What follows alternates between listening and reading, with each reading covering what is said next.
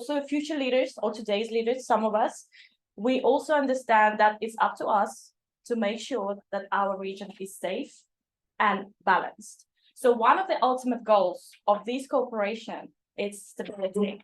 And how can we achieve this stability? It's definitely through the rule of law and through the policies. Policies are all about people. Policies are there in order to secure interests. So what can be done? In addition to the recommendations that my colleagues have made, we would like to also probably point out the immediate actions that we all need to come up with. So, for example, CAMCA visa.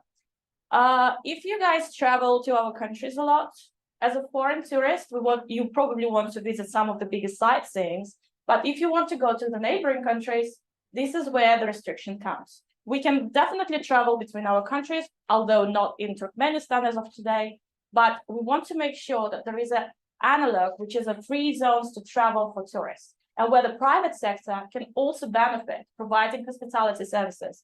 All our changes proposed today goes hand in hand with the private and the public sector. Since we're all coming from the private sector, as I said, we can do some changes today, something that we can do and impact small, but it will make a much bigger value tomorrow. So another policy that we have is obviously really draft or rejuvenate some of the previous policies that we had on electricity grid. It's making sure that we manage our resources well, making sure that we update according to the technology and modern infrastructure that we have today. And obviously that has to be managed properly in order to ensure the balance on energy, on water, and security elements. We also feel that each one of our countries, besides the fact that we need to cooperate, we also need to have large, transformative, ambitious plans. It means not just within the current local infrastructure, but something that we can start cooperating. We have to emphasize on our core values, on our core strengths, and we have to make sure that the other stakeholders are also interested in this bigger project. So some of the key elements, again, I would like to stress, private sector has got a lot to do within these changes. And one of the biggest aspects that we see is obviously having the implementation of a legal judicial systems. Normally, in our day-to-day job, we see a lot of foreign investors, especially from Europe or US, and all of them share one biggest concern. There is not enough transparency. There is a lack of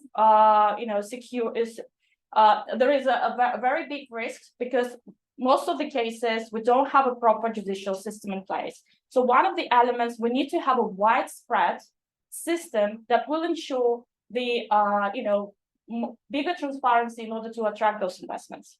Also, again, emphasizing on the private sector, we feel that we have to cooperate between us a little bit more, sharing the expertise, technology, know-how, and it has to be some really big expo sessions every year, every quarter, between not just Central Asia, but also the CAMCA region overall. We also see that, since our